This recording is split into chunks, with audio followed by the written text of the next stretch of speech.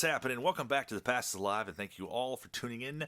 Tonight I'm back with the monthly episode of Needle in a Wax Stack, the series where I tear open old wax boxes and even, in some cases, sets in search of legendary and elusive, also very rare, error cards. And tonight we have before us 1987 Donruss Opening Day, and we are chasing after the mega rare Johnny Ray Barry Bonds error card. Typically these sets are about $40 if you buy them on the internet, off eBay. I picked it up for $20. Anytime I see them for $20 or less, I feel like it's a good grab. Although this card is very rare and very hard to find, it's rumored that you can only pull this from less than 2% of the sets that were produced that year. And you figure 87 kind of heralded in the junk wax era, so I don't know what exactly the production numbers are on 87 opening day, but I'm sure it is probably in the millions. I would almost guarantee it, several million. But I probably wouldn't purchase these unless they have cellophane still wrapped on them. Otherwise, I'm sure they'd probably search. But every single stack in here is individually wrapped, so that can also be a sign as well that it's not tampered with. But on top of this first stack, we have Don Mattingly. This is a 272 card set. Johnny Ray is, I think, number 163. So I don't think that they're actually in any kind of numerical order. Doesn't really seem to be. I think the last time I opened one of these for this series, I think the Barry Bonds was in the third stack. That's just a guess. It's been a long time, but let me crack into these individual packs. This will be a relatively quick video. Typically, I open wax boxes on here, but I've had this sitting around for a few months, and this is an error card that I've wanted for a very long time. The most recent one that's sold on eBay is a PSA 9, sold I think back in February, and it sold for almost $5,000. And there's no raw versions of that card that have sold listings recently, but they're listed on eBay now for about $2,000 for this card raw. So let's cross our fingers and hope to find it.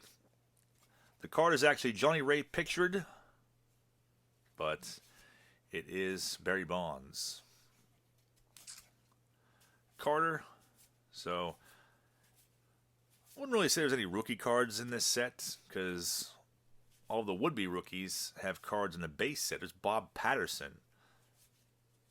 Of course, Bonds and Johnny Ray will be in their Pirates attire. There's a Bo Jackson. It's a first-year card. He had a rookie card in the base set. There's Ron Karkovice. Sandberger's Gary Pettis. But, yeah, relatively inexpensive, and if you could pick them up for $20 to possibly find a $2,000 card, maybe more, definitely worth it. Steve Garvey. Will Clark, also a first-year card to him, and there's some sort of printing blemish on here. Maybe not. Some sort of schmutz, I should say. Alvin Davis, Bill Buckner.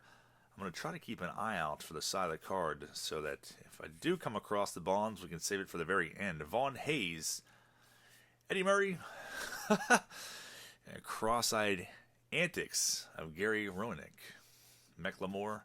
There's Tat Padler, Seitzer, and Glenn Davis. So the first stack down, no sign of either of them. And as always, if you have ideas for elusive inserts or error cards, feel free to throw them out in the comments. Always looking it up for suggestions. Wade Boggs. I like to try to switch it up as much as I can, not just open the same boxes every single month. And typically I do these rips on the 15th, right around the middle of the month. It looks like there's a Dave Parker has a crease in the corner. I don't know how that happened. Ruben Sierra, it's also a first-year card of him. Corey Snyder was a hot name back around this time. Jack Morris is Tony Gwynn. Templeton. Andy Van Slyke. Tony Fernandez, Tom Browning. Mike Heath, Baines, Kevin Bass. There's a Tartable. Strawberry. The Hawk. Griffey Sr.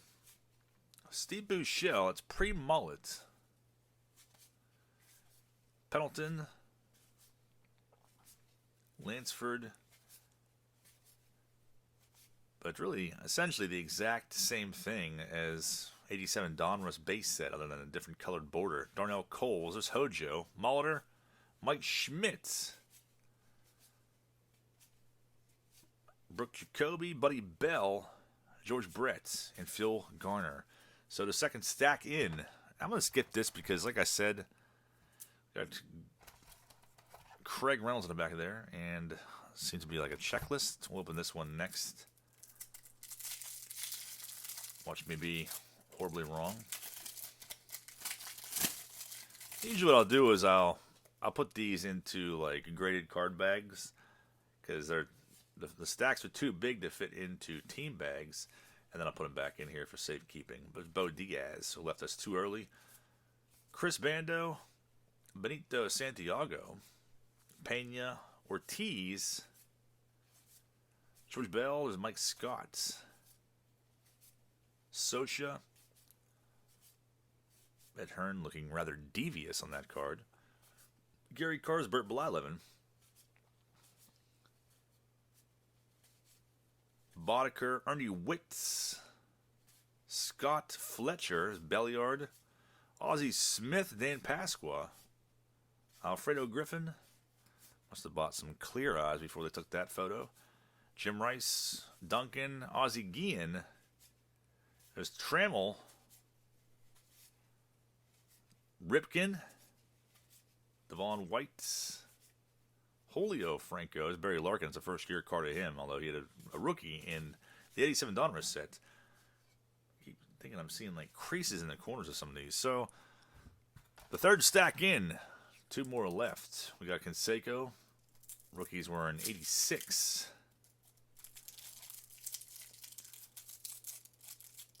You gotta be kind of careful opening these up so you don't ding the corners. There's the Canseco. Billy Joe Robideau. Danny Gladden, that's also pre-mullet. Ken Phelps. Charlie Huff. Mr. October is Fred McGriff. Fisk. Hershiser. Some sort of battle cry. Don Baylor. And we got a puzzle down here too. Clemente was the puzzle in 87 Donruss. And a bunch of team cards here. So the last stack. What's it going to lead to? Here's, I forgot they gave you a bunch of them. That's pretty neat. Bunch of completed puzzles in here. Share them with your friends. Tape them to your Trapper Keeper, whatever you want to do. So my memory served me correct for once. And the bonds will be in here. Cross my fingers that it is that air card. Because that would be pretty freaking awesome. Dale Murphy starts it off. Chili Davis. Otis Nixon. There's Dave Winfield. Robin Yount. Eric Davis. Mike Davis. Looking super dorky. There's Puckett. But a lot of big names in here, though. A lot of big names. Now Hall of Famers.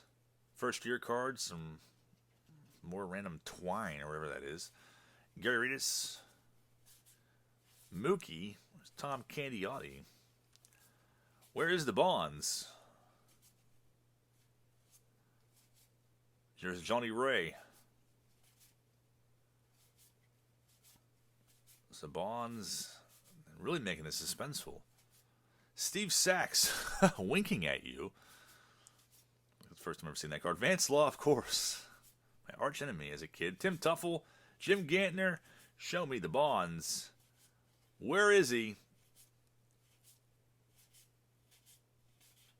The final card. How did I not see that? I completely missed over it. This is the corrected Bonds.